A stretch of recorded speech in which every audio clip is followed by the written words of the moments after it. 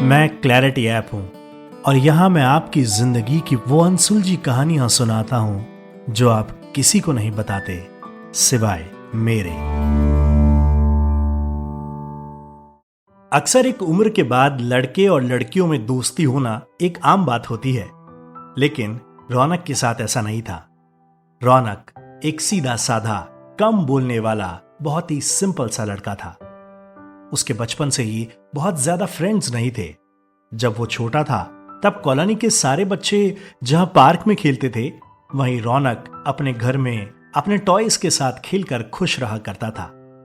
और कुछ यही हाल उसका स्कूल में भी होता था। धीरे धीरे जैसे जैसे वो बड़ा होता गया, लड़के तो फिर उसके दोस्त बन गए, लेकिन वो लड़कियों से बात करने से कतराता था। उसमें एक अजीब सा डर और शर्म थी। वो खुद भी नहीं समझ पाता था कि आखिर उसके साथ ऐसा क्यों होता है। अगर क्लास की कोई लड़की उससे आगे होकर बात करने की कोशिश भी करती तो भी वो इंटरेस्ट नहीं दिखाता और डिस्टेंस मेंटेन करता। उसका लड़कियों से यूं दूर भागना उसके फ्रेंड्स के लिए मजाक का कारण बन गया था। सिर्फ रौनक के पीछे से ही नहीं, बल्कि उसके फ्रेंड्स उसके सामने भी उसका मजाक बनाया करते थे, जिससे रौनक को बहुत बुरा लगता था। रौनक अब स्कूल से कॉलेज में आ गया है। उसके पेरेंट्स को लगा कि शायद अब उसमें चेंज आ जाएगा, क्योंकि कॉलेज की लाइफ अक्सर लोगों की पर्सनैलिटी चेंज कर देती है। लेकिन कॉलेज जाते हुए भी अब उसे 2 साल हो गए थे और पिछले इन 2 सालों में शायद ही उसने किसी लड़की से कभी बात करी हो। उसके जितने भी फ्रेंड्स थे उनमें लगभग सभी की कोई ना कोई गर्लफ्रेंड थी। वो सब कॉलेज के बाद चिल किया करते, मूवी देखने जाते, मॉल में हैंग आउट करते, पार्टीज एंजॉय करते। लेकिन रौनक की कोई गर्लफ्रेंड होना तो दूर, वो लड़कियों से अभी भी बात करने में उतना ही घबराता था। कुछ ही दिनों में रौनक के कॉलेज में एक एनुअल डांस कंपटीशन होने वाला था, जिसमें उसने भी पार्टिसिपेट किया था। क्योंकि सिर्फ बॉयज ग्रुप डांस कर रहे थे तो रौनक को कोई दिक्कत नहीं थी पार्टिसिपेट करने में। तैयारी बहुत जोरों शोरों से चल रही थी और रौनक की ग्रुप की प्रैक्टिस काफी अच्छी चल रही थी। लेकिन परफॉर्मेंस को और बेटर करने के लिए उनके डांस टीचर ने डिसाइड किया कि एक सरप्राइज एंट्री किसी फीमेल परफॉर्मर की इंट्रोड्यूस करी जाए।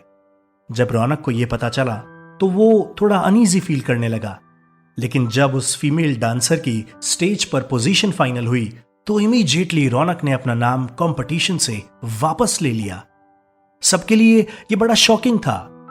रौनक ने ऐसा इसलिए किया क्योंकि उस फीमेल डांसर की पेयरिंग रौनक के साथ ही हुई थी और एक लड़की के साथ डांस करना तो उसके लिए इम्पॉसिबल था।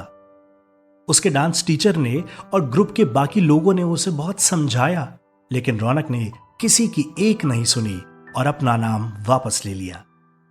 जब रौनक के पेरेंट्स को यह बात पता चली तो उन्होंने रौनक को बहुत डांटा, उसे प्यार से भी समझाने की कोशिश करी, लेकिन कॉन्फिडेंस की कमी होना, लो सेल्फ एस्टीम होना और खुद पर डाउट करना, इन सब के कारण रौनक के लिए यह बहुत मुश्किल था। इस इंसिडेंट के बाद पूरे कॉलेज में रौनक एक हंसी का पात्र बनकर रह गया था। वो जहां से भी गुजरता सब उसे फट्टू कहकर पुकारते। रौनक के पेरेंट्स के लिए भी ये कंसर्न बन गया था कि वो लड़कियों से बात नहीं करता है। उन्हें चिंता थी कि अगर ऐसा ही रहा तो आगे चलकर उसे जॉब में और लाइफ में सेटल होने में प्रॉब्लम आएगी।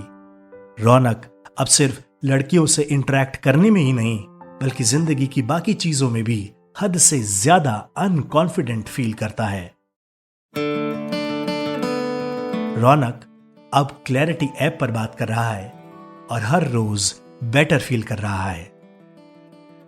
तकलीफ, समस्याएं, परेशानियां सबके साथ होती है, लेकिन बात करके इन्हें दूर और दिल को हल्का किया जा सकता है। अगर आप भी अपनी जिंदगी में किसी परेशानी में उलझे हुए हैं तो मुझे बताइए। यकीन मानिए आप बेहतर महसूस करेंगे। बताने के लिए क्लैरिटी ऐप प्ले स्टोर या ऐप स्टोर से डाउनलोड करें। मैं जल्द ही आपसे एक नई कहानी के साथ मिलूंगा।